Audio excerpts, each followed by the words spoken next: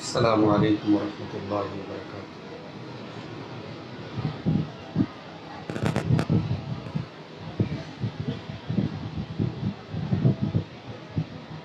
الحمد للہ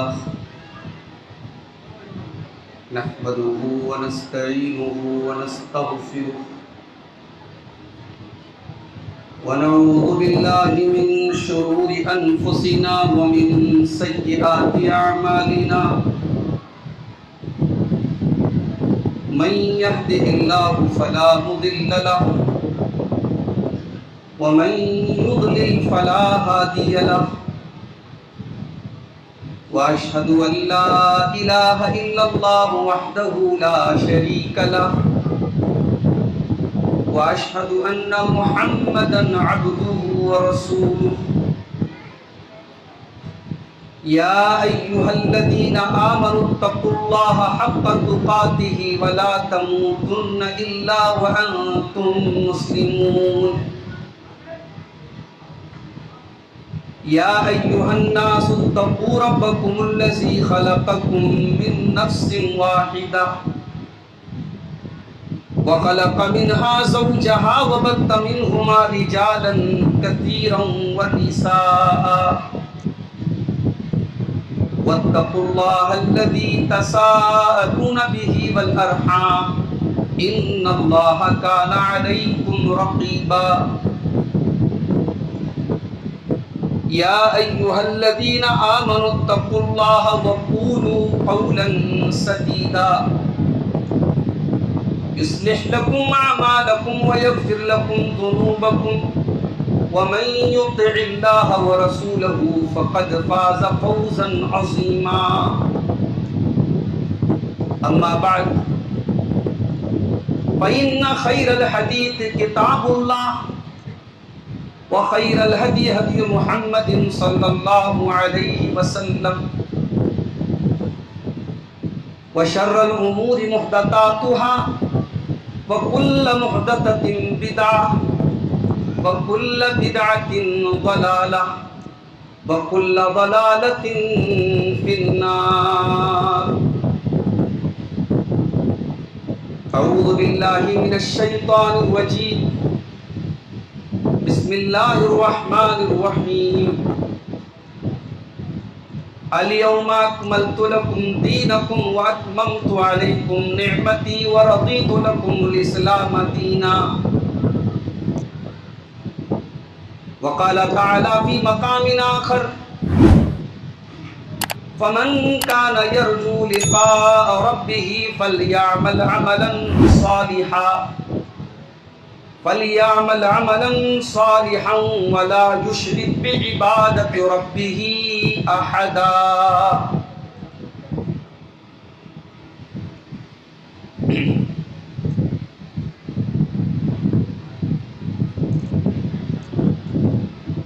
کردار فاضلانہ، انداز دلبرانہ، کردار فاضلانہ، انداز دلبرانہ، ہر بات ہر ادا تھی ان کی پیمبرانہ، ہر بات ہر ادا تھی ان کی پیمبرانہ، اپنوں سے تو محبت کرتے سبھی ہیں لیکن تھا دشمنوں سے ان کا انداز مشفقانہ، تھا دشمنوں سے ان کا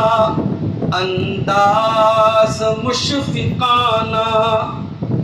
رب نے کہا احد کو سونا بنا کے رکھ دوں، کر دوں عرب کو سارے تیرے لیے خزانہ، ترجیح آخرت کو دنیا پہ دی نبی نے، فرمایا چند روزہ یہ زندگی فسانہ کردار فاضلانہ انداز دلبرانہ قدموں تلے تھی دنیا لیکن دعا کی یا رب مسکین جہاں میں رکھنا مسکین ہی اٹھانا آب و کھجور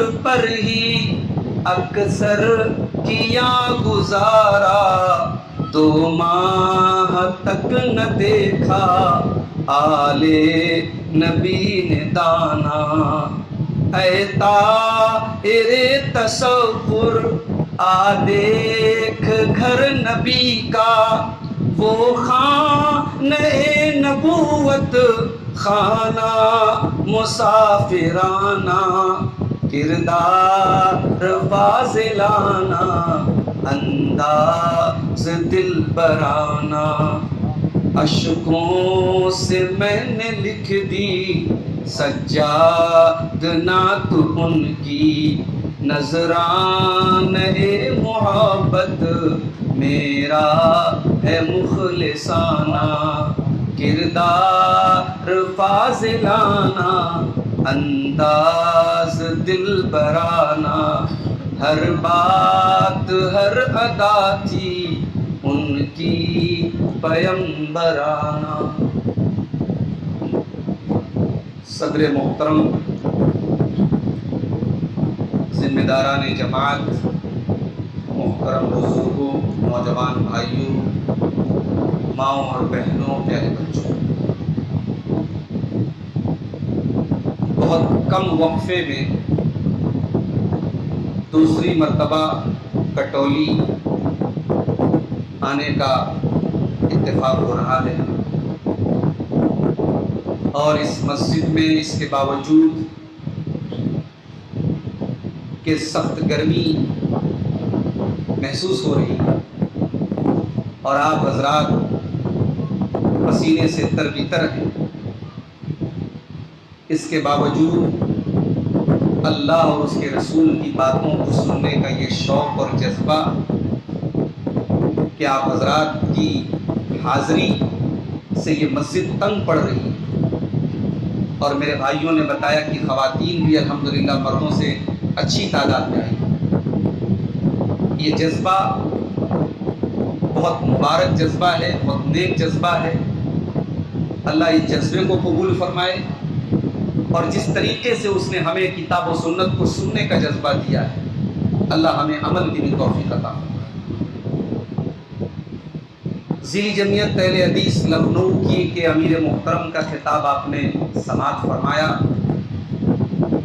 اور اس مجلس کے صدر محترم اور مشرقی یو پی کہ ہمارے جو صوبائی جمعیت کے امیر محترم ہیں شیخ شہاب الدین مدنی حفظہ اللہ، ان کی صدارت بھی اس مجلس میں ہے، ان کا صدارتی خطاب بھی آپ سماعت فرمائیں گے. مجھے جو عنوان ملا ہے ذمہ داروں کی طرف سے، وہ عنوان ہے بدعت اور اس کا حل، اس کا علاج. بدعت کیا ہے؟ یہ کون سی چیز ہے جس کا نام لے کر کے اللہ کے پیارے نبی صلی اللہ علیہ وسلم اپنے ہر خطبے میں جس کا رد کرتے تھے، جس کو کنڈیم کرتے تھے، جس کی تردید کرتے تھے؟ بھئی اللہ کے نبی صلی اللہ علیہ وسلم اگر ایک بار کسی چیز سے منع کر دیں کافی ہے اس چیز کے غلط ہونے کے لیے، مگر کوئی چیز اگر اتنی ڈینجرس ہے، اتنی خطرناک ہے کہ اللہ کے نبی کے ہر خطبے کی یہ لائن ہوتی تھی وَكُلُّ بِدْعَةٍ ضَلَالَةٍ، ہر بدعت گمراہی ہے، وَكُلُّ ضَلَالَةٍ فِي النَّارِ، اور ہر گمراہی کا ٹھکانہ جہنم. اس کا مطلب یہ ہوا کہ یہ بدعت کوئی ہلکے میں لینے کے لائق چیز نہیں ہے، یہ بہت ہی خطرناک چیز ہے. बिदात किसको कहते हैं? मोटे मोटे अंदाज में अगर आप समझना चाहें तो बिदात सीधे सीधे लफ्जों में जो चीज दीन का हिस्सा ना हो उसे दीन का हिस्सा बना लिया जाए, दैट इज कॉल्ड बिदअत।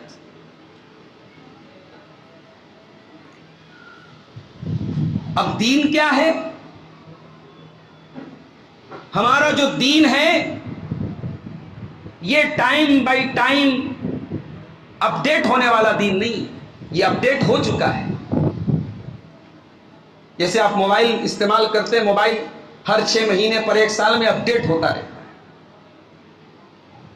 आईफोन चलाने वाले हर साल उसका नया मॉडल आता है, कुछ नए फीचर्स आते हैं, अपडेट होता रहता है। वो ज्यादा पैसा दे करके खरीदते रहते हैं, साहब इसमें नए फीचर्स। दीन को अब किसी अपडेट की जरूरत नहीं। दीन कभी किसी दौर और हालात में दीन नहीं बदलेगा, हमें दीन के हिसाब से बदलना है। और ये दीन मुकम्मल है, कंप्लीट है। और ये कब कंप्लीट हुआ था? ये 1400 साल पहले मुकम्मल हो चुका है। अल्लाह के प्यारे नबी के ऊपर जब कुरान की आयत उतरती है, सूरह माइदा की 3री आयत, अल यौमा अकमलतु लकुम दीनकुम व अतममतु अलैकुम निअमती व रदीतु लकुमुल इस्लाम दीना। मेरे बंदो, मैंने दीन को आज तुम्हारे लिए मुकम्मल कर दिया, अपनी नेमतों को तुम पर तमाम कर दिया और इस्लाम को तुम्हारे लिए पसंद कर लिया दीन होने के एतबार से। अब दीन मुकम्मल है। और इसीलिए इस आयत पर इमाम मालिक रहमतुल्लाह अलैह बड़ी प्यारी बात कहते हैं। इमाम मालिक क्या कहते हैं? मन इब्तदा फिल इस्लाम बिदअतन यरा हसनतन, कि जो कोई इस्लाम के अंदर बिदअत निकालता है और वो बिदअत ये कह के निकालता है कि अच्छा काम है, अच्छी चीज है, फकद ज़ाम अन्ना मुहम्मदन खानर रिसाला, तो गोया कि वो ये कहने की कोशिश करता है, ये क्लेम करता है, ये दावा करता है कि मोहम्मद सल्लल्लाहु अलैहि वसल्लम ने अल्लाह का दीन पूरा पूरा नहीं पहुंचाया। कितनी खतरनाक बात है। बिदात करने वाला ये दावा कर रहा है कि मेरे नबी ने जो दीन दिया है वो दीन इनकम्प्लीट है, वो दीन अधूरा है, वो दीन नाकिस है और मैं उसको पूरा कर रहा हूं। उसके बाद इमाम मालिक रहमतुल्लाह अलैह कुरान करीम की यही आयत सूरह माइदा की 3 नंबर की आयत पढ़ते हैं और पढ़ के कहते हैं कि जब अल्लाह ने कह दिया कि आज मैंने दीन मुकम्मल कर दिया, फमा लम यकुन यौमइज़िन दीना फला यकुन यौम दीना, तो जो चीज उस दिन, जिस दिन कुरान की आयत उतरी, उस दिन जो चीज दीन का हिस्सा नहीं थी, इमाम मालिक अल्लाह के रसूल के तकरीबन 100 बरस के बाद के आलिम हैं और ताबईन में उनका शुमार होता है। इमाम मालिक कह रहे हैं कि वो चीज आज दीन का हिस्सा नहीं बन सकती। इमाम मालिक 100 साल बाद कह रहे हैं कि आज वो दीन का हिस्सा नहीं बन सकती जो नबी के ऊपर कुरान की जब ये आयत उतरी और दीन का हिस्सा नहीं थी। अगर नबी के 100 साल बाद होने वाला कोई काम दीन का हिस्सा नहीं बन सकता तो 1400 साल बाद होने वाला कोई काम दीन का हिस्सा कैसे हो सकता है? ये है बिदात। और ये जो बिदात है ना, इसका सबसे बड़ा ड्रॉबैक क्या है, सबसे बड़ा इसका नुकसान क्या है? इमाम सुफियान सौरी कहते हैं कि शैतान को बिदात ज्यादा महबूब है गुनाह से। शैतान गुनाह भी करवाना चाहता है, मगर आप गुनाह करें या बिदात करें तो शैतान को अगर चॉइस दी जाए तो शैतान चाहेगा कि आप बिदात करें। क्यों? लिअन्नल मासियत युताबु मिन्हा वल बिदअतु ला युताबु मिन्हा। इमाम सुफियान सौरी कहते हैं कि गुनाहगार तौबा कर लेगा, बिदाती के तौबा करने की उम्मीद बहुत कम है। क्योंकि जो चीज आप दीन समझ के करेंगे, सवाब समझ के करेंगे, शरीयत समझ के करेंगे, उसे आप छोड़ना आपके लिए बहुत मुश्किल होगा। शराब पीने वाला एक दिन एहसास होगा कि मैं शराब पी रहा हूं, छोड़ देगा। ज़िनाकार ایک دن اس کو احساس ہوگا کہ میں غلط راستہ اپنائے، وہ توبہ کر لے گا، گناہگار توبہ کر لے گا۔ بدعت اتنی خطرناک چیز ہے، امام سفیان الثوری جو بہت بڑے عالم اور محدث ہیں وہ کہتے ہیں کہ بدعت شیطان کو زیادہ پسند ہے کیونکہ بدعتی کے توبہ کرنے کی امید بہت کم ہے۔ قرآن کریم میں ایک سورت ہے سورہ غاشیہ، ہم لوگ جمعہ کی نماز میں دوسری رکعت میں عام طور سے سنتے ہیں، آج شاید آپ لوگوں نے سنی ہوگی جمعہ کی نماز میں۔ سورہ غاشیہ کے شروع میں اللہ نے کیا فرمایا؟ هل اتاك حدیث الغاشیہ وجوہ یومئذ خاشیہ عاملۃ ناصبہ تصلی نارا حامیہ۔ اے نبی، کیا آپ کے پاس قیامت کی خبر نہیں آئی، چھا جانے والی چیز کی خبر نہیں آئی؟ قیامت کا ایک نام غاشیہ، چھا جانے والی چیز۔ وجوہ یومئذ خاشیہ، قیامت کے دن کچھ لوگوں کے چہرے ڈرے ہوئے ہوں گے، سہمے ہوئے ہوں گے۔ عاملۃ ناصبہ، یہ دنیا میں بہت زیادہ عمل کر کے آئے ہوں گے، عمل کر کر کے تھک گئے ہوں گے، عمل کر کے تھک گئے ہوں گے، عمل میں کمی نہیں ہوگی۔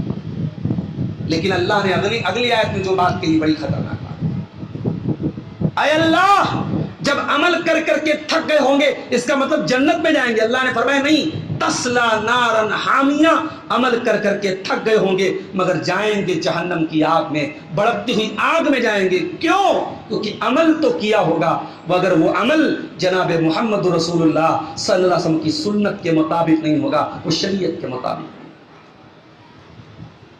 بھئی آپ جو نوٹ استعمال کرتے ہیں اس نوٹ کا کاغذ جتنا بھی اعلیٰ ہو، اس کی پرنٹنگ جتنی بھی عمدہ ہو، اگر وہ نوٹ گورنمنٹ آف انڈیا سے اپرووڈ نہیں ہے اور اس پر اتر پردیش کے یا ریزرو بینک کے گورنر کی اگر سگنیچر نہیں ہے تو وہ نوٹ ایکسیپٹیبل نہیں ہے، وہ نوٹ انڈیا میں کہیں چلے گا نہیں، اس نوٹ کو نقلی نوٹ مانا جائے گا۔ دین میں جس سکے پر، دین میں جس عمل پر، دین میں جس کام پر اللہ کی اور اس کے رسول کی مہر نہ ہو، وہ عمل دیکھنے میں چاہے کتنا ہی خوبصورت کیوں نہ ہو، وہ عمل کھوٹا ہے، وہ عمل مردود ہے، اس عمل کو اللہ تعالیٰ کے قبول نہیں کیا جائے گا۔ میرے بھائیوں، آج جمعہ کا دن ہے، جمعہ کا دن گزرا ہے، آپ نے سورہ کہف پڑھی ہوگی جمعہ کے دن۔ سورہ کہف کی آخری آیت اگر آپ نے غور سے پڑھی ہو، سمجھ کے پڑھی ہو، اللہ نے سورہ کہف کی آخری آیت میں ہمیں بڑے پتے کی بات بتائی۔ اللہ نے دو شرطیں بتائی ہیں۔ اللہ کے ہاں کوئی عمل قبول کب ہوتا ہے؟ جب تک دو شرطیں، دو کنڈیشن جب تک پائی نہ جائیں، دو چیزیں جب تک پائی نہ جائیں، اللہ کا کوئی عمل قبول نہیں ہو سکتا ہے۔ کون سی دو شرطیں؟ فرمایا فمن کان یرجو لقاء ربہ فلیعمل عملا صالحا، جس کو اپنے رب سے ملاقات کرنا ہے، جس کو جنت میں جانا ہے، جس کو اپنی نیکیوں کا بدلہ پانا ہے، اس کو دو کام کرنا پڑے گا۔ فَلْيَعْمَلْ عَمَلًا صَالِحًا، وہ جو بھی عمل کرے نیک عمل کرے، عمل صالح کرے، وہ نیک عمل کرے۔ صرف عمل کرنے سے کام نہیں چلے گا، اس کے عمل کو اللہ نے نیک کہا ہو، رسول نے نیک کہا ہو، اس کا عمل شریعت کی نظر میں نیک ہو۔ اور دوسری شرط کیا ہے؟ فرمایا وَلَا يُشْرِكْ بِعِبَادَةِ رَبِّهِ أَحَدًا، اور وہ اپنے رب کی عبادت میں کسی کو شریک نہ کرے، شرک نہ کرے۔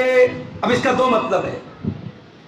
ایک مطلب تو یہ ہے کہ آپ نیکی کر رہے ہیں اور ساتھ میں آپ قبروں پر سجدہ بھی کر رہے ہیں۔ آپ نیکی کر رہے ہیں اور غوث اعظم اللہ کے سوا کسی اور کو مان رہے ہیں، دستگیر کسی اور کو مان رہے ہیں، مشکل کشا کسی اور کو مان رہے ہیں، غریب نواز کسی اور کو مان رہے ہیں، داتا کسی اور کو مان رہے ہیں۔ آپ عمل تو کر رہے ہیں مگر ساتھ میں توحید نہیں ہے، شرک کر رہا ہے ایک بندہ، تو ایسے انسان کا عمل اللہ تعالیٰ کیا سویکاریہ نہیں ہے، قبول نہیں کیا جائے۔ اور اس کا دوسرا مطلب یہ ہے وَلَا يُشْرِكْ بِعِبَادَةِ رَبِّهِ أَحَدًا، کہ انسان جب کوئی نیک عمل کرے تو خالص اللہ کے لیے کرے، اس میں کوئی ریاکاری نہ ہو، کوئی دکھا، اللہ کے ساتھ کسی کو شریک نہ کرے۔ اگر آپ کی نماز کا مقصد یہ ہے کہ اہل کٹولی مجھے نمازی سمجھے تو آپ اپنی نیت کو درست کر لیں، یہ نماز ہمارے منہ پر مار دی جائے گا۔ اگر آپ کے سجدوں اور آپ کی پیشانی کے نشانوں کا مقصد اپنے تقوی کی نمائش ہے تو کل سے اپنی نیت کو بدل لیجئے۔ انما الاعمال بالنیات، اللہ کے یہاں نیت جب تک درست نہیں ہوگی اللہ کے عمل قبول نہیں کیا جائے گا۔ تو میرے عزیزوں، یہ عمل کے قبول ہونے کی دو شرطیں ہیں، ایک یہ ہے کہ آپ کا عمل سنت کے مطابق ہو، اور دوسرے یہ ہے کہ آپ کے عمل میں اخلاص ہو۔ اور آگے بڑھیے، کیا شریعت میں ہم اپنے من سے کوئی چیز شامل کر سکتے ہیں؟ ہمیں کوئی چیز اچھی لگ رہی ہے، ہماری لاجک پر کھری اتر رہی ہے، تو کیا وہ دین کا حصہ بن سکتی ہے؟ ارے آپ کی لاجک تو چھوڑ دو، شریعت تو اتنی نازک چیز کا نام ہے کہ اگر اللہ اور اس کے رسول کہہ دیں کہ نماز مت پڑھو تو نماز پڑھنا حرام ہو جائے گا۔ جی، سورج نکل رہا ہے، اللہ کے نبی نے کہا جب سورج نکل رہا ہو تو نماز نہیں پڑھی۔ کیوں؟ سورج نکلنے کا ٹائم وہ ہوتا ہے جب کفار اور مشرکین سورج کو سجدہ کرتے ہیں، شیاطین اپنے معبودوں کی عبادت کرتے ہیں۔ ہمارے بنارس میں کبھی آپ آئیے، صبح بنارس بڑی مشہور ہے، بنارس میں صبح صبح گنگا کے گھاٹ پر آپ دیکھیں سورج نکلنے کے ٹائم غیر مسلم جو ہے عبادت کرتے ہیں، سوریہ نمسکار کرتے ہیں، سورج کی پوجا کرتے ہیں۔ نماز بہت اہم عبادت ہے، مگر سورج نکل رہا ہے تو آپ کو نماز پڑھنے سے منع کر دیا گیا، آپ نماز نہیں پڑھ سکتے۔ سورج غروب ہو رہا ہے، ڈوب رہا ہے، نماز کی اہمیت اپنی جگہ ہے، مگر آپ کو منع کر دیا گیا، آپ نماز نہیں پڑھ سکتے۔ حضرت حذیفہ رضی اللہ تعالیٰ عنہ مسجد میں آئے، ایک آدمی نماز پڑھ رہا تھا، بخاری کے الفاظ ہیں لا یتم رکوعہ ولا سجودہ، اپنا رکوع صحیح طریقے سے نہیں کر رہا تھا، اپنا سجدہ صحیح طریقے سے نہیں کر رہا تھا۔ جب وہ نماز پڑھ چکا، حضرت حذیفہ نے یہ نہیں کہا کہ تیری نماز ادھوری ہے، تیری نماز میں کمی ہے، تیری نماز میں سنتوں کی کمی ہے۔ آج لوگ مسئلہ پوچھتے ہیں فلاں چیز نہ کیا جائے تو نماز ہو جائے گی کہ نہیں ہو جائے گی۔ آج لوگ یہ کیوں نہیں پوچھتے کہ نبی کی نماز کا طریقہ کیا؟ یہ سوال کرنے کی نوبت کیوں آتی ہے کہ فلاں سنت کو ترک کر دیا جائے، فلاں چیز کو چھوڑ دیا جائے؟ ایک اچھا بھلا انسان ہے، اس کی آنکھوں کو پھوڑ کے آپ کہیں کہ صاحب وہ انسان دیکھنے میں کیسا لگے گا؟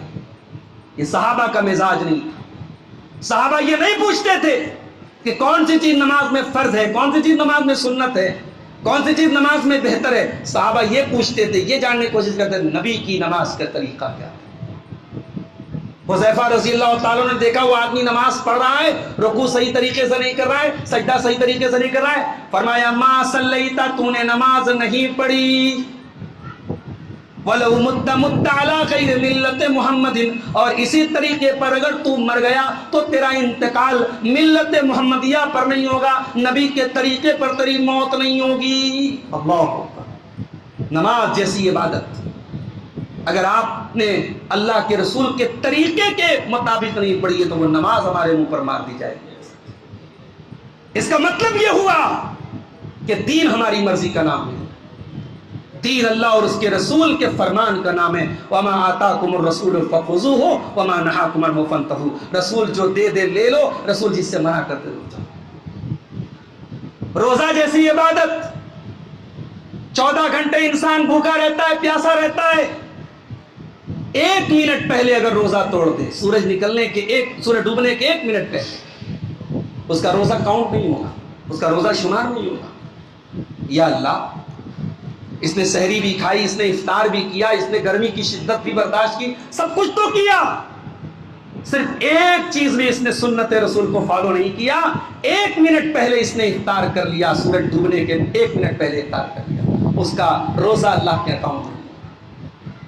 اس کا مطلب یہ کہ روزہ عبادت ہے، مگر یہ عبادت تب مکمل ہوگی جب آپ رسول کے طریقے کے مطابق کریں گے۔ یہ روزہ قبول تب ہوگا جب آپ رسول کے طریقے کے مطابق کریں گے۔ بخاری کی روایت ہے، اللہ کے پیارے نبی فتح مکہ کے موقع پر مکہ جا رہے تھے، مدینہ سے مکہ جا رہے تھے، رمضان کا مہینہ تھا، مکہ آنے میں 60 کلومیٹر باقی تھا. ایک مقام آیا, ایک جگہ ہے جس کا نام قراء الغمیم تھا. اللہ کے پیارے نبی نے صحابہ سے پانی منگوایا, پانی کا پیالہ منگوایا. فرفعها, اور آپ نے پانی کا پیالہ بلند کر دیا تاکہ لوگوں کی نظر پڑ جائے, اور سب کے سامنے آپ نے روزہ توڑ دیا. روزہ توڑ دیا آپ نے, یہ بتانے کے لیے کہ میں سفر کی حالت میں ہوں اور روزہ میں توڑ رہا ہوں. سارے صحابہ نے روزہ توڑ دیا. لیکن کچھ لوگوں کے بارے میں پتا چلا کہ انہوں نے روزہ نہیں توڑا. نبی اکرم کو پتا چلا کہ کچھ لوگوں نے ابھی تک روزہ نہیں توڑا. آپ نے فرمایا اولئک هم العصاة, اولئک هم العصاة, یہ نافرمان لوگ ہیں, یہ میری نافرمانی کرنے والے لوگ ہیں, یہ گنہگار لوگ ہیں. بھائی روزہ رکھ رہے تھے, مگر جب نبی نے کہہ دیا کہ روزہ توڑ دینا ہے تو اب یہ روزہ میٹر نہیں کرتا.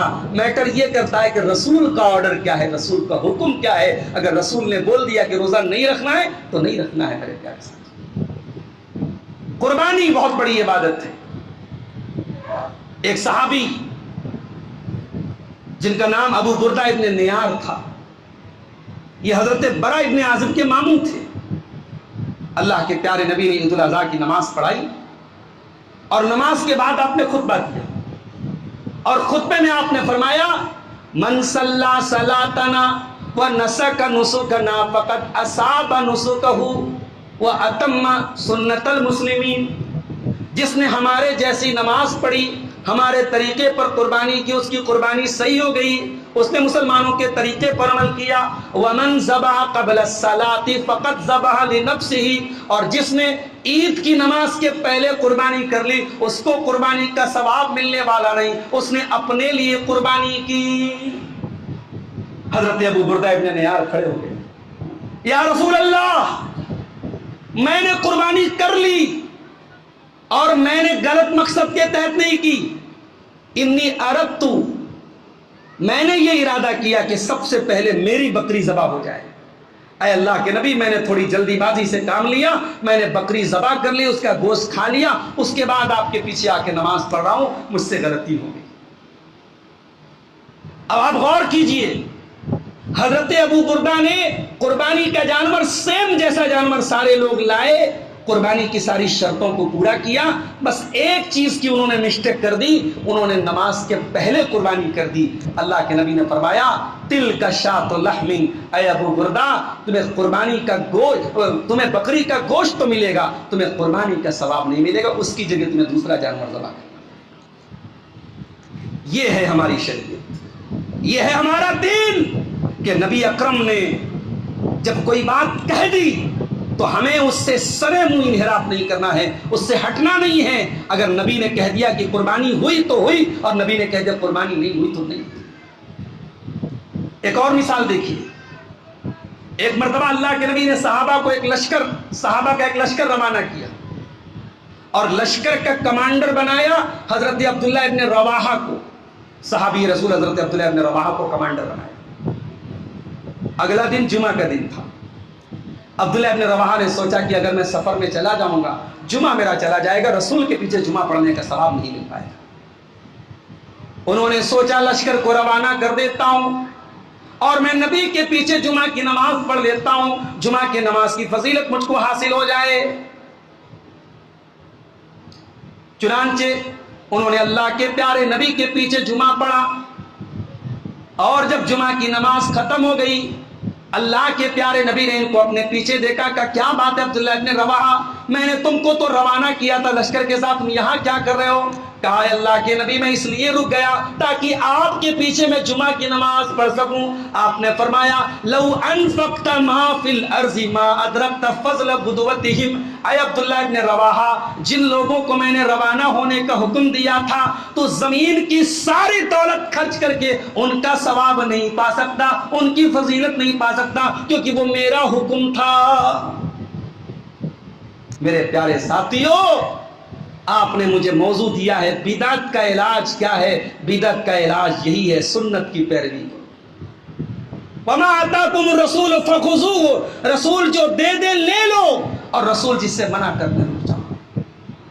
یہ جو ہر گاؤں میں ہر علاقے میں جو 1.5 اینٹ کی مسجدیں الگ الگ بنا کے ہم نے رکھی ہیں، یہ جو اختلاف اور انتشار ہے کیوں ہے؟ یہ اسی لیے اختلاف و انتشار ہے کہ آج مسلمانوں کی ایک بڑی جماعت، ایک بڑا طبقہ بدعت اور خرافات میں مبتلا ہے.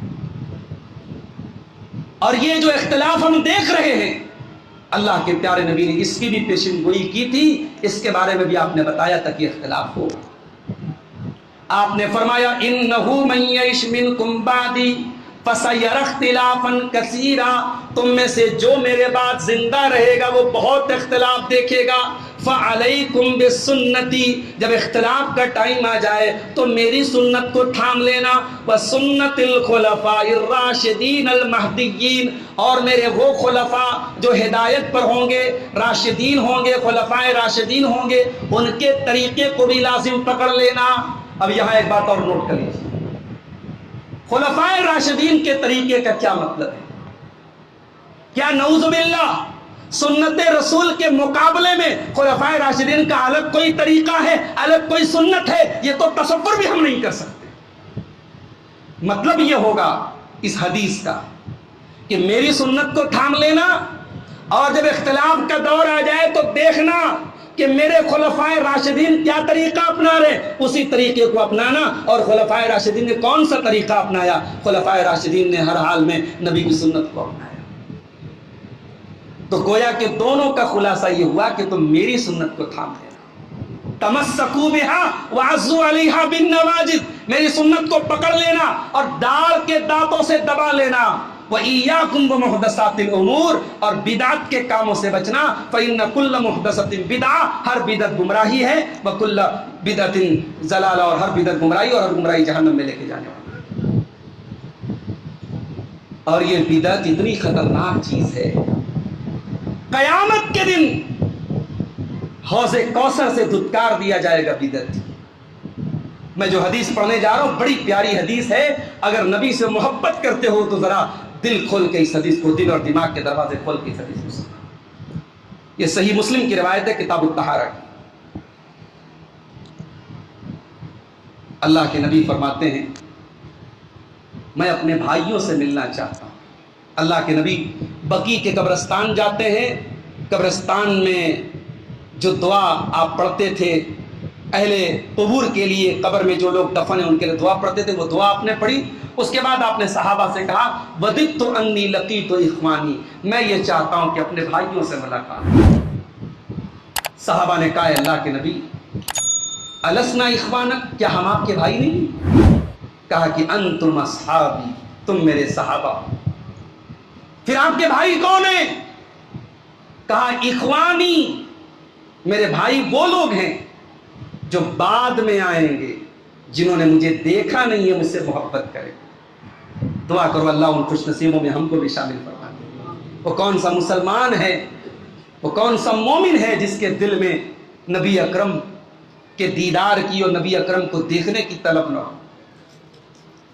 اور یہی وہ مقام ہے جس میں صحابہ کرام ہم سے ممتاز ہیں. دنیا میں کوئی انسان کتنا بھی نیک ہو جائے وہ صحابی نہیں بن سکتا. اب صبح قیامت تک جس کو صحابی بننا تھا وہ بن گیا، یہ رتبہ بلند ملا جس کو مل گیا. اب متقی آئیں گے، پرہیزگار آئیں گے، سجدہ کرنے والے آئیں گے، روزہ رکھنے والے آئیں گے، تہجد پڑھنے والے آئیں گے. کوئی صحابی نہیں ہو سکتا میرے پیارے صاحب. اور مجھے وہ جملہ یاد آ رہا ہے جو مولانا یوسف بنوری نے، پاکستان کے بڑے عالم تھے، انہوں نے ایک بات لکھی تھی، بڑی پیاری بات انہوں نے لکھی تھی. لکھا تھا کہ تم جتنی بھی ترقی کرو، تم وہ آنکھیں کہاں سے لاؤ گے جن آنکھوں نے جمال مصطفیٰ کا دیدار کیا تھا؟ تم وہ مجلس کہاں سے لاؤ گے جس مجلس میں جناب محمد رسول اللہ صلی اللہ علیہ وسلم حدیثیں پڑھ کے سنایا کرتے تھے صحابہ کرام؟ کوئی صحابی نہیں بن سکتا میرے پیارے ساتھی. تو نبی نے فرمایا کہ میں اپنے بھائیوں سے ملنا چاہتا ہوں. کہا کہ اللہ کے نبی بھائی کون ہیں آپ کے؟ کہا بھائی وہ ہیں جن کو میں نے دیکھا نہیں، بعد کے دور میں آئیں گے، اور نہ انہوں نے مجھ کو دیکھا ہے لیکن مجھ سے محبت کریں. پھر صحابہ نے پوچھا ہے اللہ کے نبی لاکھوں کروڑوں لوگ ہوں گے، ان لاکھوں کروڑوں لوگوں میں آپ اپنے بھائیوں کو کیسے پہچانیں گے؟ آپ اپنے کلمہ پڑھنے والوں کو کیسے پہچانیں گے؟ آپ ان لوگوں کو کیسے پہچانیں گے جو آپ پر ایمان رکھنے والے، آپ سے محبت کرنے والے ہیں؟ آپ نے فرمایا اے میرے صحابہ، اگر بہت سارے اونٹ ہوں، بہت سارے کالے اونٹ ہوں، اور ان کالے اونٹوں میں کچھ اونٹ ایسے ہوں جو سرخ ہوں، جو لال رنگ کے ہوں، تو کیا ان اونٹوں کو انسان دور سے دیکھ کے نہیں پہچان لے گا؟ کہا کہ ہاں پہچان لے گا۔ فرمایا میری امت کے وہ لوگ جن سے میں ملنے کی تمنا کرتا ہوں، وہ قیامت کے دن یاتون غرم محجلین من آثار الوضو، ان کے اعضائے وضو چمک رہے ہوں گے، وہ وضو کرنے والے، وہ نماز پڑھنے والے لوگ ہوں گے، ان کے ہاتھ، ان کے چہرے، ان کی پیشانیاں چمک رہی ہوں گی، میں ان کو ان کے آثار وضو سے پہچان۔ اللہ تعالیٰ یہ پہچان بھی ہمیں اپنے اندر پیدا کرنے کی توفیق عطا فرمائے۔ آج تو مسئلہ یہ ہے کہ صاحب بہت ساری بدعات اور خرافات تو مسلمان اس لیے انجام دیتا ہے، کہتا ہے کہ غیر مسلموں پر ایک دبدبہ ہمارا، اس رسم پر عمل کرنے سے، اس بدعت پر عمل کرنے سے ہمارا ایک دبدبہ۔ ارے اللہ کے بندے، کسی بدعت سے نہ کبھی دبدبہ پیدا ہوا ہے نہ ہوگا۔ اگر تو چاہتا ہے کہ اسلام کے دشمنوں کے سینے میں تیرا رعب و دبدبہ پیدا ہو جائے تو سب سے پہلا کام یہ کر، توحید کو قبول کرنے کے بعد اور ایمان کو قبول کرنے کے بعد تو نماز کی پابندی کر۔ تیری سب بندی اور تیرا ایک دوسرے سے سٹ کر کے اور ایک دوسرے کے ساتھ کھڑے ہو کر کے نماز پڑھنا، یہ اسلام کے دشمنوں کے لیے سب سے تکلیف پہنچانے والی اور ان کے سینے پر جس کی وجہ سے سانپ لوٹتا ہے وہ چیز تیری نماز ہے۔ یہ جماعت سے نماز پہلے تو پائے، اس سے تیرا روب و دبدبہ پیدا۔ آپ کو معلوم ہے اللہ کے نبی اپنے انتقال سے چند گھنٹے پہلے جب آپ نے فجر کی نماز پڑھتے ہوئے دیکھا تھا صحابہ کو، ابو بکر صدیق کے پیچھے آپ مسکرا رہے ہیں۔ بخاری کے الفاظ ہیں، حضرت انس کہتے ہیں اللہ کے نبی حجرہ عائشہ کے دروازے پر آئے، آپ نے پردہ ہٹایا، صحابہ نماز پڑھ رہے تھے، اللہ کے نبی نے وہ منظر دیکھا، فتبسما، اللہ کے نبی مسکرانے لگے۔ یہ مسکراہٹ کیوں آئی تھی نبی کے چہرے پر؟ یہ مسکراہٹ اس لیے آئی تھی میری امت میرے مشن پر قائم ہے، میری امت ایک امام کے پیچھے نماز پڑھ رہی ہے، میری امت توحید پر متفق ہے، میری امت نماز پر متفق ہے، میرے صحابہ نماز پڑھ رہے ہیں، نماز قائم کر رہے ہیں۔ یہ اطمینان تھا اللہ کے پیارے نبی کو، اور اسی اطمینان کی وجہ سے اللہ کے پیارے نبی مسکرائے۔ تو نماز کی پابندی یہ بہت ضروری چیز ہے میرے پیارے ساتھی۔ قیامت کے دن بھی اللہ کے نبی ہمیں پہچانیں گے، ہمارا ویزا اور پاسپورٹ کیا ہوگا؟ ہمارے اعضائے وضو چمک رہے ہوں گے اگر ہم نے دنیا میں وضو کیا۔ اس کے بعد اللہ کے نبی فرماتے ہیں لَيُزَادَنَّ رِجَالٌ مِّنَ الْحَوْضِ كَمَا يُزَادُ الْبَعِيرُ الضَّالُ۔ قیامت کے دن جب حوض کوثر پر میرے امت کے لوگ آئیں گے اور میں ان کو حوض کوثر کا جام پلاؤں گا، تو کچھ لوگ ایسے بھی ہوں گے جن کو چھانٹ دیا جائے گا، جن کو ہکا دیا جائے گا، جن کو بھگا دیا جائے گا، جیسے کوئی گمشدہ اونٹ کو بھگا دیا جاتا ہے۔ بھئی آپ کے پاس 100 اونٹ ہے، آپ اپنے اونٹوں کو پانی پلا رہے ہیں، اتنے میں کوئی دوسرے کا اونٹ آ جائے، گمشدہ اونٹ آ جائے تو آپ اس کو ہکا دیتے ہیں، بھگا دیتے ہیں۔ اسی طریقے سے اللہ کے نبی نے فرمایا قیامت کے دن کچھ لوگوں کو بھگا دیا جائے گا، اور جب میں ان سے کہوں گا ہلم ادھر آؤ ادھر آؤ، تم تو میرے امت کے لوگ ہو، تو مجھ سے کہا جائے گا انک لا تدری ما احدثوا بعدک، اے اللہ کے نبی آپ نہیں جانتے انہوں نے آپ کے بعد دین کے اندر کون کون سے نئے نئے کام نکالے۔ اور جب مجھے یہ پتا چلے گا یہ بدعتی لوگ ہیں، یہ دین میں نیا نیا کام کرنے والے لوگ ہیں، اللہ کے پیارے نبی فرمائیں گے سحقن سحقن لمن غیر بعدی، جنہوں نے میرے دین کو بدل ڈالا ان کو گھسیٹ کر کے جہنم میں لے کے چلے جاؤ۔ یہ ہے بدعت جیسی خطرناک چیز میرے پیارے ساتھ۔ ارے ہماری شریعت تو وہ شریعت ہے کہ نبی نے جس چیز کی جو ترتیب بتائی ہے ہمیں ترتیب بھی بدلنے کا کوئی حق حاصل نہیں۔ صحیح مسلم کی روایت ہے، حضرت عبداللہ ابن عمر حدیث پڑھ کے سناتے ہیں اسلام کی بنیاد 5 چیزوں پر ہے۔ نمبر 1 توحید، نمبر 2 نماز، نمبر 3 زکوٰۃ، نمبر 4 روزہ، نمبر 5 حج۔ جب انہوں نے یہ حدیث پڑھی ایک آدمی نے کھڑے ہو کے کہا نمبر 4 حج، نمبر 5 روزہ۔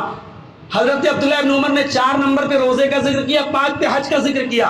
انہوں نے کھڑے ہو کے کہا نہیں، 4 نمبر پہ حج ہے، 5ویں پہ روزہ ہے. انہوں نے کہا ہا کذا سمعتہ من رسول اللہ صلی اللہ علیہ وسلم. نہیں میرے بھائی، جو میں نے رسول سے سنا ہے میں نے یہی سنا ہے. 4 نمبر پہ اللہ کے نبی نے روزے کا ذکر کیا تھا اور 5ویں نمبر پہ اللہ کے نبی نے حج کا ذکر کیا. جس شریعت میں اتنی سختی ہو کہ آپ ترکیب الٹ پلٹ نہیں سکتے، آپ نے اس پورے دین کی شکل بدل ڈالی. وہ دین جو نبی کا دین تھا، اس دین میں یہ تمام چیزیں نہیں تھی میرے بھائیوں جو آج دین میں شامل کر دی. اور شاعر بالکل صحیح کہتا ہے، وہ دین جس سے توحید پھیلی جہاں میں، وہ بدلا گیا آ کے ہندوستان. ہر مہینے میں کوئی نئی بدعت، ہر مہینے کے چاند کو دیکھنے کے بعد کوئی نئی خرافات، نئی بدعت. یہ مسلمان کی حالت ہے. جو نبی اپنے انتقال کے پہلے، اپنی وفات کے پہلے امت کو قبر پرستی سے روک کے گیا ہو، جس نبی نے اپنے آخری ٹائم میں انتقال کے پہلے تڑپتے ہوئے اور پریشانی اور اضطراب کے حالم میں کہا تھا لعن اللہ الیہود والنصارى، اللہ کی لعنت ہو یہود و نصارہ کے اوپر. انہوں نے اپنے نبیوں کی قبروں کو سجدہ کرنے کی جگہ بنا لیا. جس نبی نے اپنی امت کو آخری وقت میں قبر پرستی سے روکا ہو، آج اس امت کی پہچان قبروں اور قبر پرستی سے ہو رہی ہو. اس سے بڑھ کے افسوس کی بات کیا ہو سکتی ہے؟ من گڑت دعائیں، من گڑت عبادتیں، من گڑت وظیفے، من گڑت چیزیں آج دین کا حصہ کیوں ہیں؟ نبی نے تو ایک دعا کے اندر بھی ہیر پھیر کرنے سے منع کیا تھا میرے ساتھ. ذرا وہ حدیث آپ دیکھیے بخاری اور مسلم کی. اللہ کے پیارے نبی صلی اللہ علیہ وسلم حضرت برا ابن عازب کو ایک دعا سکھاتے ہیں. کہا کہ اے برا ابن عازب، جب تو بستر پہ سونے جائے، توضا وضوءک للصلاۃ، تو جو وضو تو نماز کے لیے کرتا ہے تو وہی وضو کر. ثم اضطجع علی شقک الایمن، داہنی کروٹ تو لیٹ جا، وضو کر کے سو اور بستر پہ آ کے داہنی کروٹ لیٹ جا. اور پھر اللہ کے نبی نے دعا سکھائی، اللہم اسلمت نفسی الیک وفوضت امری الیک والجأت ظہری الیک رغبۃ ورہبۃ الیک لا ملجا ولا منجا منک الا الیک آمنت بکتابک الذی انزلت وبنبیک الذی ارسلت. کتنے لوگوں کو یہ دعا یاد ہے؟ عاشق رسول تو پڑھنے کا دعویٰ سب کو ہے، رسول کے نام پہ جان دینے کی بات تو سب کرتے ہیں، اور حالت یہ ہے کہ نبی کی سکھائی گئی چھوٹی چھوٹی دعائیں ہمیں یاد ہیں. اور آج ہم کہتے ہیں صاحب ہمارے بچے بڑے بگڑ گئے، ہمارے بچے برباد ہو گئے. بچے کیوں برباد ہوئے؟ عربی کا ایک شاعر کہتا ہے اذا کان رب البیت بالطبل ضاربا، جب گھر کا مالک جب بیٹھ کے ڈھول بجا رہا ہو تو گھر کے بچے اگر ناچ رہے ہوں تو کوئی حیرت کی بات نہیں. گھر کا مالک، گھر کا جو سربراہ ہے، گھر کا گارڈین ہے، جب وہ بیٹھ کے طبلہ بجا رہا ہو، ڈھول بجا رہا ہو تو گھر کے بچے اگر ناچ گا رہے ہیں تو کوئی حیرت کی بات نہیں. میرے بھائیوں، ہم اپنے بچوں کو دعائیں کتنی سکھاتے ہیں. مجھے یاد ہے ایک مرتبہ میں مہاراشٹر کے ایک علاقے شولاپور میں گیا. وہاں میں ایک صاحب کے یہاں ٹھہرا ہوا تھا، جماعت کے ذمہ دار تھے. رات میں جب بستر پہ سونے کی باری آئی، ان کا 4 سے 5 سال کا چھوٹا سا معصوم پوتا ان کا آیا، اور میں نے دیکھا کہ وہ 4-5 سال کا بچہ سورہ ملک پڑھ رہا ہے. 29ویں پارے کی ایک سورت ہے سورہ ملک، 2.5 پیج کی سورت ہے، بڑے بڑے لوگوں کو بھی یاد نہیں ہوگی. میں نے دیکھا 4 سال کا بچہ پوری سورہ ملک پڑھ رہا ہے. میں نے پوچھا کہ اس بچے کو یہ سورت کیسے یاد ہے؟ کہا کہ مولانا میں نے یہ سورت یاد نہیں کرائی، میرا معمول ہے میں رات میں بستر پہ سوتا ہوں، سورہ ملک پڑھتا ہوں، اور میرا پوتا میرے بازو میں سوتا ہے، میرے بغل میں سوتا ہے، مجھے سن سن کر کے میرے پوتے نے یاد کر دیا ہے. یہ ہوتی ہے تربیت. نبی نے دعا سکھائی، ہمیں یاد بھی نہیں. کیا دعا ہے؟ اتنی پیاری دعا ہے. حضرت برا ابن عازب کو نبی نے جب یہ دعا سکھائی، کہا کہ اے برا ابن عازب، اگر اس دعا کو پڑھنے کے بعد اگر تیرا انتقال ہو جائے، تیری موت ہو جائے، مت علی الفطرہ، تو تیری موت فطرت پر ہوگی، تیری موت توحید پر ہوگی، تو اسلام پر تیری موت ہوگی. یعنی اگر یہ دعا پڑھ کے انسان مر جائے تو انشاءاللہ وہ جنت میں داخل ہوگا، توحید پر اس کا خاتمہ ہوگا۔ کتنی پیاری دعا ہے۔ اس دعا کے اندر انسان اپنے آپ کو سرنڈر کر دیتا ہے، اللہ کے حوالے کر دیتا ہے۔ اے اللہ میں اپنے آپ کو تیرے حوالے کر رہا ہوں، اے اللہ میں سارے معاملات تیرے سپرد کر رہا ہوں، اے اللہ میں تیرا سہارا لے رہا ہوں، اے اللہ تجھ سے امید لگا رہا ہوں، اے اللہ تجھ سے ڈر رہا ہوں، اے اللہ تو پناہ نہ دے کوئی پناہ دینے والا نہیں، تو نجات نہ دے کوئی نجات دینے والا نہیں، اے اللہ تیری کتاب پر ایمان لائے جو تو نے اتاری ہے، اور تیرے نبی پر ایمان لائے جس نبی کو تو نے بھیجا ہے۔ یہ ہے اس دعا کا مطلب جو نبی نے دعا سکھائی حضرت براء ابن عازب۔ براء ابن عازب کہتے ہیں فَجَعَلْتُ أَسْتَذْكِرُهُنَّ، میں اس دعا کو دہرانے لگا، ریپیٹ کرنے لگا۔ جب نبی اکرم نے یہ دعا مجھ کو سکھائی میں جلدی جلدی دہرانے لگا تاکہ میں دعا کو یاد کر لوں۔ جب میں دہرانے لگا تو ایک جگہ میں نے چھوٹی سی مسٹیک کر دی۔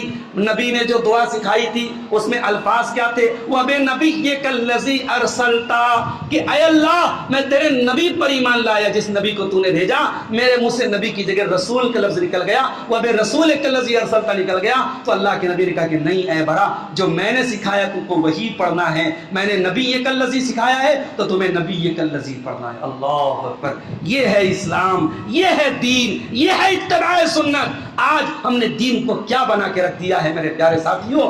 آج ہر سال، اور کسی کہنے والے نے بڑی صحیح بات کہی ہے کہ بدعت ہر سال نئے انڈے بچے جنم دیتی ہے۔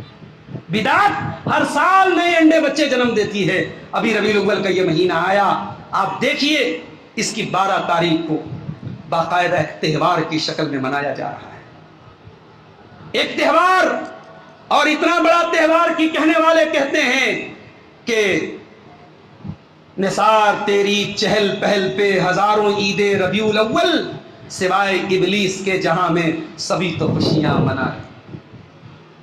سننے والے کو لگتا ہے یار بڑی اچھی بات کہی جا رہی ہے، آج کے دن صرف ابلیس ایسا ہے جو ناخوش ہے، باقی سب تو خوش ہے، سب خوشیاں منا رہے ہیں۔ جذباتی اینگل سے دیکھو تو نہیں لگتا ہے کہ بات تو صحیح ہے بھائی، لیکن کسی نے یہ نہیں سوچا کہ بھائی تجھے نبی سے اتنی محبت ہے، تو 12 ربیع الاول کو نبی کی ولادت کا جشن منا رہا ہے، خوشی منا رہا ہے۔ یہ بتا کہ نبی سے سب سے زیادہ محبت کس کو تھی؟ ابو بکر صدیق کو تھی۔ ابو بکر صدیق 2.5 سال تک خلیفہ رہے، کم سے کم 2 بار تو ان کے دور خلافت میں 12 ربیع الاول کی تاریخ آئی۔ کوئی جلوس اگر نکلا ہو دے دیجئے ثبوت ہم کو، کوئی انہوں نے محفل میلاد منعقد کی ہو کوئی ثبوت دے دیجئے، کوئی انہوں نے 12 ربیع الاول کو خصوصی کوئی پروگرام کوئی تقریب کیا ہو، کوئی ثبوت نہیں ملتا۔ حضرت عمر فاروق 10 سال تک خلیفہ رہے، ان کی زندگی میں کم سے کم 10 بار، دور خلافت میں کم سے کم 10 بار 12 ربیع الاول کی تاریخ آئی، انہوں نے کبھی کوئی جلوس نہیں نکالا، کوئی عید نہیں منائی۔ عثمان غنی 12 سال خلیفہ رہے، 12 سال دور خلافت میں کوئی عید نہیں منائی۔ علی مرتضیٰ 5 سال خلیفہ رہے، 5 سال انہوں نے کبھی عید نہیں منائی۔ یہ کون سی عید ہے جو نبی کے چہتوں نے نہیں منائی، نبی کے لاڈلوں نے نہیں منائی، نبی سے جان سے بڑھ کے محبت کرنے والوں نے نہیں منائی، اور آج ہم منا رہے ہیں میرے بھائی؟ تو ہمیں تو پھر امام مالک کا وہ جملہ یاد آ رہا ہے کہ جو چیز اس دن دین کا حصہ نہیں تھی وہ آج بھی دین کا حصہ نہیں بن سکتی میرے ساتھ۔ اور یہ بھی یاد رکھیے جو عید ہوتی ہے اس عید میں کوئی اختلاف نہیں ہوتا، ساری امت کا اتفاق ہے شوال کی 1 تاریخ کو عید الفطر منائی جائے، ساری امت کا اتفاق ہے کہ 10 ذی الحجہ کو عید الاضحیٰ کا تہوار منایا جائے گا۔ چاند دکھا اگلے دن عید منانا ہے، چاند دکھا 10ویں دن ہمیں عید الاضحیٰ کا تہوار، اس میں کوئی اختلاف نہیں۔ نبی کی پیدائش کی تاریخ میں اتنا اختلاف ہے آپ حیران ہو جائیں گے۔ شیخ عبد القادر جیلانی رحمۃ اللہ علیہ، جن کے بارے میں مولانا احمد رضا خان بریلوی اپنی کتاب میں لکھتے ہیں کہ حضور غوث اعظم کی نگاہیں لوح محفوظ پر ہوتی ہیں، یعنی وہ کبھی غلط چیز نہیں دیکھ سکتے۔ شیخ عبد القادر جیلانی رحمۃ اللہ علیہ اپنی کتاب بنیت الطالبین میں لکھتے ہیں اللہ کے نبی کی پیدائش 10 محرم کو ہوئی۔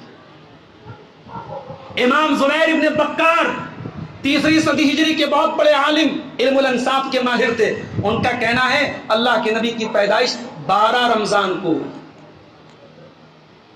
امام ابن عبد البر بہت بڑے محدث ہیں، فقیہ ہیں، مفسر ہیں، امام ابن عبد البر کہتے ہیں اللہ کے پیارے نبی کی پیدائش 2 ربیع الاول کو۔ اور اکثر سیرت نگاروں نے لکھا، اور اس میں ہندوستان کے بہت بڑے سیرت نگار اور عالم دین علامہ سلیمان منصور پوری رحمۃ اللہ علیہ، انہوں نے یہ تحقیق کر کے ثابت کر کے لکھا اللہ کے نبی کی پیدائش 9 ربیع الاول۔ یہ اتنے اقوال کیوں ہیں، یہ اتنا اختلاف کیوں ہے؟ اگر یہ کوئی عید ہوتی تو اتنا اختلاف نہ ہوتا میرے پیارے ساتھی۔ تو یہ بدعت جو ہوتی ہے وہ انڈے بچے دیتی ہے میرے پیارے ساتھی۔ اب آئیے تقریر کے آخری پوائنٹ کی طرف ہم بڑھتے ہیں، بدعت کا علاج کیا ہے؟ تو ظاہر ہے زہر کا علاج اس کا تریاق ہوتا ہے۔ اگر کسی کو سانپ کاٹ لے، زہر اس کے بدن میں پھیل جائے، تو پھر ہمیں وہ دوا تلاش کرنی پڑے گی جو دوا اس زہر کا تریاق بن جائے، جس دوا سے وہ زہر ختم ہو جائے۔ بدعت کا علاج کیا ہے؟ سنت ہے۔ سنت رسول پر چلنے والے بن جاؤ اور اپنی زندگی کا اصول بنا لو۔ وما آتاکم الرسول فخذوہ وما نہاکم عنہ فانتہوا۔ رسول جو دے دیں گے ہمیں اسے لینا ہے، اور رسول جس سے منع کر دیں گے اس سے رک جانا ہے۔ پہلا کام تو یہ کرنا ہے۔ دوسرا کام کیا کرنا ہے؟ ہمیں پہچان کرنی ہے کہ کون لوگ ہیں جو دلیل سے بات کرتے ہیں، قرآن پیش کرتے ہیں، حدیث پیش کرتے ہیں، اور کون لوگ وہ ہیں کہ جن کے بارے میں علامہ اقبال نے کہا تھا خود بدلتے نہیں قرآن کو بدل دیتے ہیں، ہوئے اس درجہ فقیہان حرم بے توفیق۔ قرآن کی آیتوں کا اپنا منمانا مطلب، اللہ کے رسول کی حدیثوں کی منمانی تشریح۔ بھئی قرآن کی اگر کسی آیت سے کوئی یہ ثابت کر رہا ہے کہ صاحب قرآن کہتا ہے وَأَمَّا بِنِعْمَتِ رَبِّكَ فَحَدِّثْ، اپنے رب کی نعمت کو بیان کرو، اس کا مطلب کہ عید میلاد مناؤ، کوئی قرآن کی آیت پڑھ کے کہہ رہا ہے تو اسے پوچھو کہ بھائی یہ آیت تجھے زیادہ پتا ہے یا ابو بکر صدیق کو زیادہ پتا تھی، عمر فاروق کو زیادہ پتا تھی، عثمان غنی کو زیادہ پتا تھی؟ جب انہوں نے اس آیت کا یہ مطلب نہیں لیا تو کیوں لیتا ہے؟ اور تیسری چیز میں آپ سے یہ کہوں گا میرے بھائی، اگر بدعت سے بچنا ہے تو جس چیز کی نالج نہ ہو، جس چیز کی جانکاری نہ ہو، جس چیز کا علم نہ ہو، اس چیز کے پیچھے مت پڑیے۔ وَلَا تَقْفُ مَا لَيْسَ لَكَ بِهِ علم، جس چیز کی آپ کو جانکاری نہ ہو جانکاری حاصل کیجئے، اور جب تک جانکاری نہ ہو، علم نہ ہو، اپنی زبان کو خاموش رکھیے۔ فرشتوں نے اللہ سے کیا کہا تھا؟ قالوا سبحانک لا علم لنا الا ما علمتنا۔ فرشتے اللہ کی نورانی مخلوق ہیں، اللہ نے فرشتوں کو نور سے پیدا کیا ہے، فرشتے گناہ نہیں کرتے، مگر جب فرشتوں کے سامنے اللہ تعالیٰ نے دنیا کی تمام چیزوں کا نام پیش کر کے کہا کہ تم بتاؤ ان کا نام، تو فرشتوں نے چوں چرا نہیں کی، اگر مگر نہیں کیا۔ فرشتوں نے صاف صاف کہہ دیا اے اللہ we have no knowledge، ہمیں کوئی جانکاری نہیں، ہمیں اتنا ہی پتا ہے جتنا ہم کو تو نے بتایا ہے۔ آج دین کے بارے میں کچھ بھی نہ بولا کرو میرے بھائی۔ آج ہمارے بہت سارے نوجوان ہیں، ان کو سن لیا ان کو سن لیا، ان سے متاثر ہو گئے اور دین کے بارے میں بڑی بڑی باتیں کرنے لگے، یہاں تک کہ ایرا غیرہ نتھو خیرہ، جس کے باپ کو کچھ کہہ دو تو وہ ناراض ہو جائے گا، اس کی ماں کو کچھ کہہ دو وہ ناراض ہو جائے گا، وہ صحابہ پر انگلیاں اٹھاتا ہے، وہ صحابہ کرام پر انگلیاں اٹھاتا ہے۔ یاد رکھو میرے پیارے ساتھی، صحابہ کرام کسی کے ہاتھ کا کھلونا نہیں ہے، کوئی کچھ بھی کہہ دے اور ہم اسے عالم سمجھیں۔ ہم اسے عالم سمجھنا تو بڑی دور کی بات ہے، جو صحابہ کرام پر کیچڑ اچھالے، جو صحابہ کرام کو برا بھلا کہے، ہم ایسے انسان کو، چاہے دنیا کی لاکھوں ڈگریاں اس کے پاس ہوں، ہم ایسے انسان کو اپنے جوتے کی نوک پر رکھتے ہیں۔ صحابہ کرام ہم معصوم نہیں مانتے صحابہ کرام، مگر ہم یہ مانتے ہیں کہ اس دنیا میں نبیوں کے بعد اس سے مقدس کوئی جماعت نہیں آئی، ان سے نیک کوئی لوگ نہیں آئے۔ اور تیسرا کام آپ کو یہ کرنا ہے میرے ساتھیوں، اگر بدعت سے بچنا ہے، کہ جب اللہ کے رسول کی حدیثیں آپ کے سامنے آئے، جب قرآن کی آیتیں آپ کے سامنے آئے، تو if but اگر مگر چوں چرا ایسا ہے ویسا ہے، حضرت نے یہ فرمایا فلاں نے یہ فرمایا، یہ سب بہانے بازی چھوڑ دیجیے۔ مومن کا شیوا کیا ہے؟ انما کان قول المؤمنین اذا دعوا الى اللہ ورسولہ لیحکم بینہم ان یقولوا سمعنا واطعنا۔ مومن کی شان تو یہی ہے، مومن کے سامنے جب اللہ کا فیصلہ آ جائے، رسول اللہ کا فیصلہ آ جائے، تو مومن کی زبان سے بس ایک ہی لفظ نکلتا ہے، ہم نے سن لیا اور ہم نے مان لیا۔ فلا وربك لا يؤمنون حتى يحكموك فيما شجر بينهم ثم لا يجدوا في انفسهم حرجا مما قضيت ويسلموا تسلیما. نبی کا فیصلہ آ جائے تو اگر مگر چوچرا کی گنجائش باقی نہیں بچنی چاہیے میرے ساتھ. اللہ کے نبی مسجد میں بیٹھے ہوئے ہیں, عبداللہ بن مسعود مسجد کے دروازے پر آ رہے ہیں. نبی نے کہا بیٹھ جاؤ. نبی نے کسی اور سے کہا تھا بیٹھ جاؤ. عبداللہ بن مسعود مسجد پر جہاں لوگ جوتا چپل اتارتے ہیں, مسجد کا جو دروازہ ہے وہاں پہ بیٹھ گئے. نبی کی نظر پڑی, بلایا ان کو, کہا وہاں کیوں بیٹھ گئے؟ کہا اے اللہ کے نبی میں نے آپ کی زبان سے سنا کہ بیٹھ جاؤ, میں بیٹھ گیا. کہا میں نے تم سے نہیں کہا تھا. کہا یا رسول اللہ مجھے کیا معلوم کہ آپ نے کس سے کہا تھا, میری زبان میں آپ, میرے کانوں میں آپ کے الفاظ پہنچے کہ بیٹھ جاؤ, میں بیٹھ گیا. یہ تھے صحابہ کرام.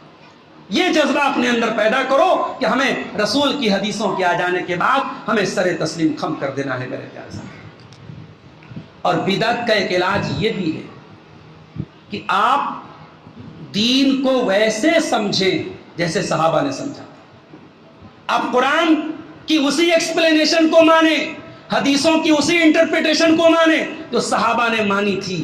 آپ حدیثوں کی منمانی تشریح نہ کریں, آپ قرآن کی منمانی تفسیر نہ کریں. نبی کی وہ حدیث آپ کو یاد ہے کہ نہیں یاد ہے؟ نبی نے فرمایا بنی اسرائیل میں 72 فرقے ہوئے, میری امت میں 73 فرقے پیدا ہوں گے اور ان 73 فرقوں میں 72 جہنم میں جائیں گے. ایک جماعت حق پر ہوگی جو نجات پائے گی. صحابہ نے پوچھا اللہ کے نبی وہ کون سی جماعت ہوگی؟ آپ نے فرمایا ما انا علیہ واصحابی, جو میرے اور میرے صحابہ کے منہج پر, میرے اور میرے صحابہ کے طریقے پر. میرے بھائیو یہ بہت بڑی بات ہے. صحابہ کا منہج, صحابہ کا طریقہ ایسا نہیں ہے کہ اس دور کے لیے تھا, آج کے لیے نہیں ہے. صحابہ کا طریقہ اور صحابہ کا منہج قیامت کی صبح تک قائم رہے گا. اور یہ وہ ہائی وے ہے, نبی نے فرمایا لیلھا کنہارھا, اس ہائی وے پر کبھی لائٹ آف نہیں ہوتی. یہ 24/7 یہ ہائی وے روشن رہتا ہے, یہ راستہ کلیئر رہتا ہے. اس راستے پہ چلنے والا کبھی پھسلے گا نہیں, کبھی گرے گا نہیں, کبھی بہکے گا نہیں, کبھی بھٹکے گا نہیں. اس راستے پر میرے پیارے ساتھیوں ہمیں اور آپ کو چلنا ہے. اور آخری بات, بدعت سے اگر بچنا ہے تو ہمیں اور آپ کو دین کے بارے میں سیریس ہونا پڑے گا. کوئی نعرہ لگوا دے اور ہم نعرے لگا دیں. ابھی ایک ویڈیو میں نے کسی کا سنا, کہہ رہا تھا بھائی ہم جھنڈا لگاتے ہیں تکلیف کسی اور کو. وہ کہتا ہے جھنڈا کتاب میں دکھاؤ. ہم کہتے ہیں جھنڈا کتاب میں تھوڑی لگاتے ہیں, جھنڈا تو بانس میں لگاتے ہیں, چھت پہ لگاتے ہیں. اب اس طریقے کی مزاحیہ باتیں اور چٹکلے بازی اور لطیفے بازی سے تو دین ثابت ہو چکا میرے بھائی. ایک اور صاحب نے کہا, لوگ پوچھتے ہیں عید میلاد النبی کہاں ثابت ہے, کہاں لکھا ہے؟ عاشقوں کے تقدیر میں لکھا ہے, عاشقان رسول کی تقدیر میں لکھا ہے. اب یہ صاحب دلیل ہے. اب ایک عیسائی عیسیٰ علیہ السلام کو اللہ کا بیٹا کہتا ہے, اس سے پوچھو بھائی تم عیسیٰ علیہ السلام کو اللہ کا بیٹا کہتے ہو, کیا دلیل ہے؟ وہ کہے گا ہماری تقدیر میں لکھا ہے اس لیے ہم مانتے ہیں, عیسیٰ کو سن آف گاڈ مانتے ہیں. تو دلیل اس کو نہیں کہتے میرے بھائی. دلیل قال اللہ اور قال رسول اللہ. اللہ نے کیا کہا, رسول نے کیا کہا, دلیل اس کا نام ہے. اس لیے تھوڑے سیریس بنو دین کے بارے میں. ارے ہم مارکیٹ میں آلو خریدنے جاتے ہیں تو ہم آلو بھی اچھی کوالٹی کا لیتے ہیں. پیاز لینے جاتے ہیں, پیاز بھی اچھی کوالٹی کا لیتے ہیں. ہم گھی لینے جاتے ہیں 400-500 روپیہ کلو والا, تو اس کو سون کر کے دیکھتے ہیں, کھوआ لیتے تو چک کے لیتے ہیں تب اصلی ہے کہ نہیں ہے. دین اتنا حقیر ہے, دین اتنا سستا ہے, کوئی دین کے نام پہ کچھ بھی بیان کرے اور ہم سر تسلیم خم کر کے اس کو دین مان لے. نہیں میرے بھائی, دین کو سیکھو, دین کو جانو, دین کے بارے میں تھوڑے سنجیدہ بنو, تھوڑے سیریس بنو. قبر میں ہم سے پوچھا جائے گا 3 سوال. کٹولی والوں, قبر میں یہ نہیں پوچھا جائے گا آپ نے سعودی عرب میں جاب کی تھی کہ نہیں کی تھی, مہینے کا کتنا کما لیتے, گھر میں ٹائلز بچھاتا کہ نہیں بچھاتا. قبر میں 3 سوال ہوگا, من ربو کا, من نبیوں کا, ما دینوں کا. تیرا رب کون ہے, تیرے نبی کون ہے, تیرا دین کیا ہے. اور اللہ کی قسم ان تینوں سوالوں کا جواب اگر کہیں ملے گا تو قرآن و سنت میں ملے گا.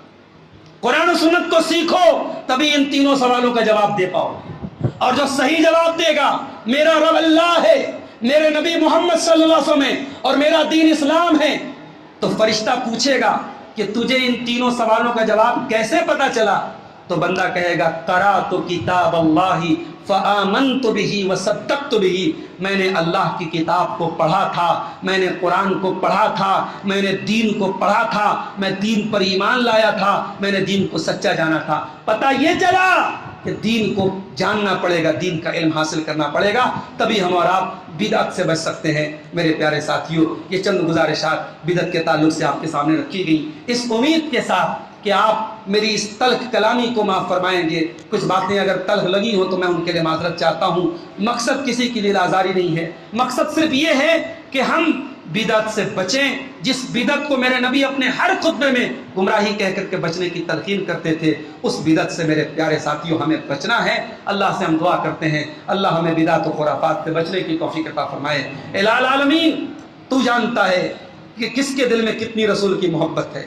اے اللہ، ہم تو تجھ سے بس یہی دعا کرتے ہیں اپنے رسول کا سچا چاہنے والا اور سچا محب ہمیں بنا دے، سچی محبت اپنے رسول کی ہمارے دلوں میں پیدا فرما دے۔ اے اللہ، ایسی محبت اپنے رسول کی پیدا فرما دے جو صرف زبان کے دعوے تک نہ رہے، ہمارے کردار میں، ہمارے اخلاق میں، ہمارے عمل میں بھی سنت رسول کی جھلک پائی جائے۔ اس کی تو توفیق ہم کو عطا فرما دے۔ الہ العالمین، ہم میں سے جو بیمار ہیں ان کو شفاء کاملہ عاجلہ عطا فرما دے۔ اے اللہ، جو روزگار سے پریشان ہیں ان کو حلال روزی عطا فرما دے۔ الہ العالمین، جن بھائیوں کی محنتوں اور کوششوں سے آج کا یہ پروگرام منعقد ہوا ہے اور موسم کے گرم ہونے کے باوجود جو بھائی بہن یہاں آئے ہیں اور اس پوری مجلس میں جم کر کے انہوں نے علماء کے بیانات کو سنا ہے، اے اللہ سب کے جمع ہونے کو، سننے سنانے کو قبول فرما لے۔ الہ العالمین، ہمیں کہنے سننے سے زیادہ عمل کی توفیق عطا فرما۔ جب تک تو ہمیں دنیا میں زندہ رکھ، اسلام پر ہمیں زندہ رکھ اور ہمارا خاتمہ ایمان پر ہو، آمین۔ وآخر دعوانا ان الحمد للہ رب العالمین، والسلام علیکم ورحمۃ اللہ وبرکاتہ۔